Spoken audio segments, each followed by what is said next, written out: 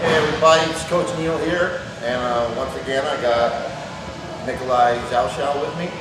We're working on today, I'm going to teach you guys a sequence. Learning sequences is very, very important because the game of no-gi grappling has a lot to do with scrambling. And the only way you're going to neutralize athleticism is to start the fight a couple moves ahead of yourself. 3-4 moves ahead is the ideal situation to control your opponent. Okay? Now I'm going to go over a couple of different concepts, stuff that I'll get into more on another technique video, but stuff that you must learn. You must learn if you want to be good at ground fighting for MMA.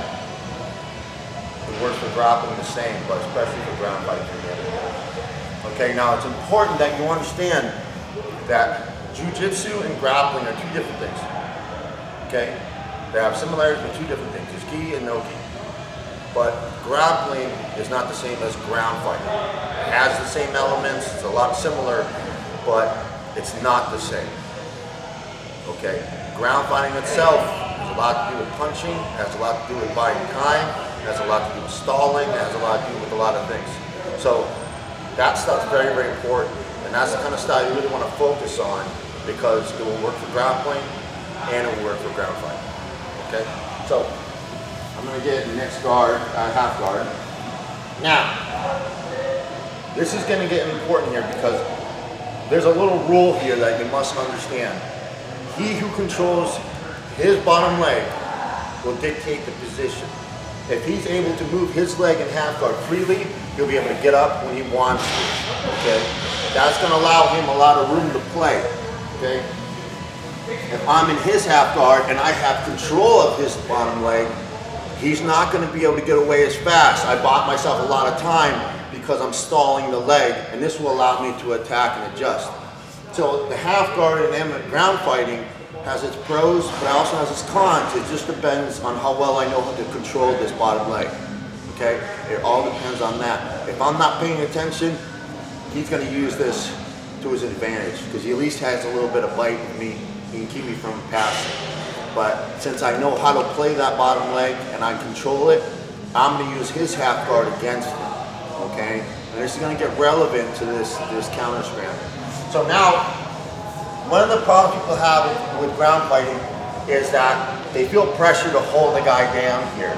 So they get in, everything's about coming up, and unless I'm going to improve my position to a punching position, what can happen here is I could do all these great things to hold him down but do 0 damage, and he'll get stood up. And then he'll punch me in the face and bust my nose open and win the fight.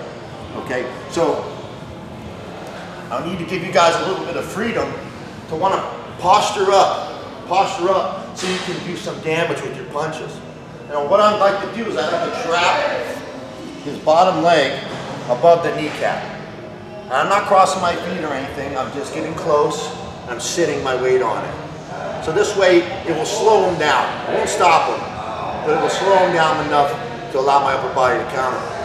Now, the one counter that he's going to do, that's one of the most common you're always going to see, is underhook get-up.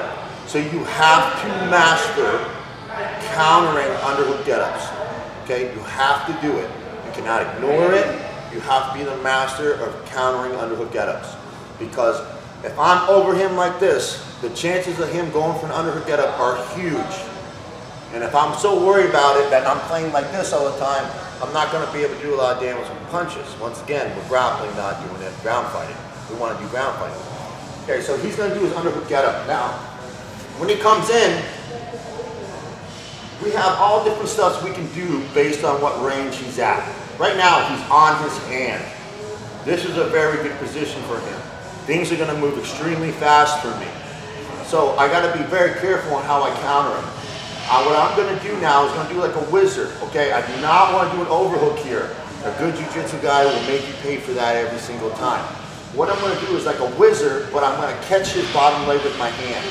Okay, so I'm actually going to step back as I whizzer, and my hand is going to catch right here, right on the shorts. And what I'm just going to be able to do by when I catch this, it's going to give me my arm between our hips so he can't chase my hips. and it's going to allow me to control his bottom leg. So when my legs get loose, it's not easy for him to pull this bottom leg out. And it's going to allow me to stall and buy some more time so I can move on to the next position. So when he comes up and I hit this, now it's very important which way I drive him.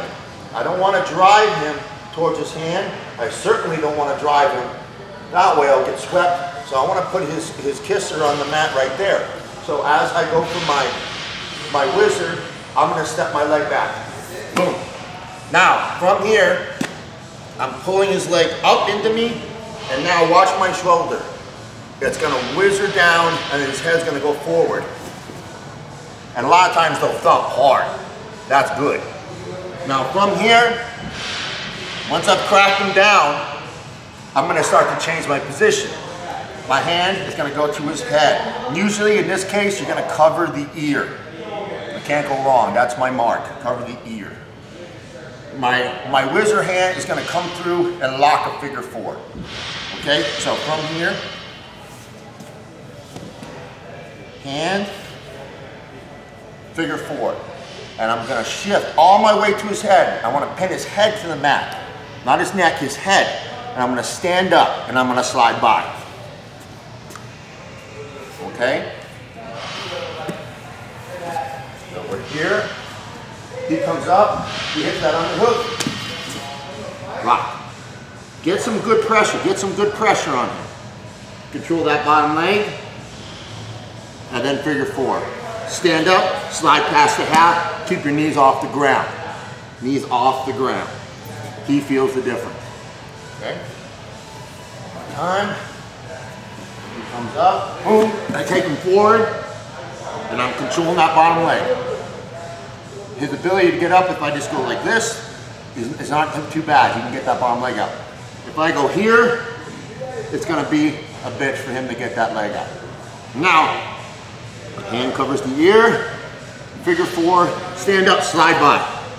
Now what I'm going to do is I'm going to chain to an attack, okay? I'm going to chain right into an attack. Now most of the time, Darce choke would be a great option. I'm going to show the Darce choke another time on a different setup, and I have my reasons for it. The way he's landing like this, when he still has the underhook, it allows me to set up an Anaconda choke. And it's actually a very good quality Anaconda choke. When you do it, you should start putting him to sleep pretty fast. Okay, so that's what I'm going to teach next. Once again, I'm chaining my attacks. I'm chaining everything together. Okay?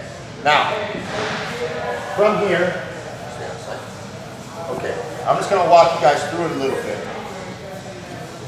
He's in this position. What I'm going to do, first, I want you guys one way, and then I want you to do it the real way. Okay? As I'm in this position, my hand is going to come over, and I'm going to pull his arm up. Okay? So you see how this leg is up? My head is on the inside of his body, and I'm pulling his arm up. You see how my hand is almost above his chin, right by underneath his chin. Okay, now what I'm going to do is I'm going to slide my hand down and figure 4. And I'm simply from here, I'm just going to do a hip heist. Sit through, and I'm going to push my stomach in, and I'm going to pinch my elbows together. And I'm going to flex and get my strangle. Now this is very important about this. How I get this versus how he escapes dictates everything. If I get the Anaconda choke, then his arm is on the inside of my elbow. See, it's on the inside of my elbow. There's no way in hell I'm going to get this. All you got to do is bring his arm down to his side. Bring that elbow back. No, back to your hip. He'll break that grip. If I'm on the inside and I lock it, now try to bring your arm down. There's no way in hell. And I'm going to get the choke right away. That is everything here. Right there, here, right here, he beats me every time. So where I put my elbow is everything here. Okay? So the safe way is this. goes underhook get up. I whizzer back, block, stand up, slide by. I walk here. My hand's through. I'm looking at my hand. I slide my arm down, lock, hip heist, and I'm going to flex and bring my hips in. That's the safe way. That's the way I want you to practice. Because during any time, if things didn't look good, I could have stayed on top. Now, to do it the real way, you're going to fall as you go. It's faster, it works to me way better, but you're also taking a chance because you're falling off a guy. Okay? And now when we fall off,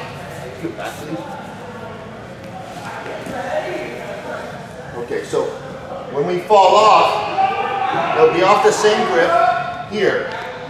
And I'm basically gonna roll forward and pull his arm back. And then I'm gonna slide it and finish. Okay, it's very fast. So I will be doing this. I'll be on my feet. Roll, fall, pull the arm tight, slide it, and finish.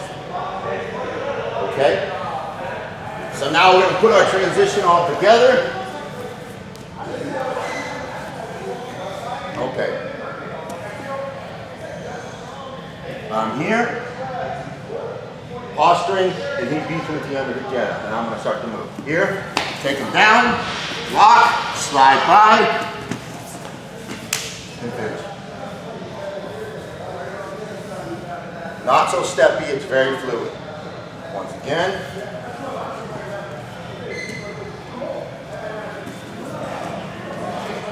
Okay, comes up, boom. Here, figure forward, stand up, slide by, and finish.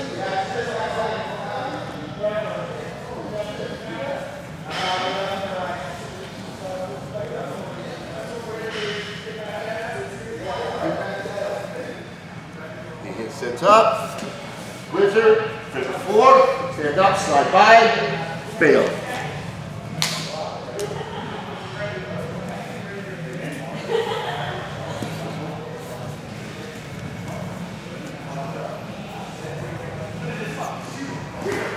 Comes up, counter,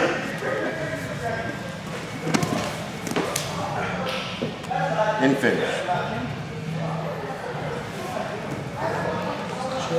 Okay, so this sequence is very important. Whether you want the submission or not, you have to understand, when you're in someone's half guard, if you control their bottom leg, you control them. You buy yourself time. Underhook get up's the most common get up. Get good at countering it. Now turn that counter into offense. Beat the underhook get up, control the bottom leg, use the quarter, stand slide by, and quickly go for your attack. When you do your squeeze, don't forget, I pinch my elbows. Pinch my elbows and then I flex. Don't just squeeze, it's not the same thing. Pinch your elbows and flex. Push your stomach into the back of the head and get your finish. Always pay attention where your elbow is. Okay? So guys, go home, practice this, and then the next video you see, I'll show another sequence. Learn to sequence your motions. All right guys, try it at home, have fun. Thank you. Okay? Appreciate it.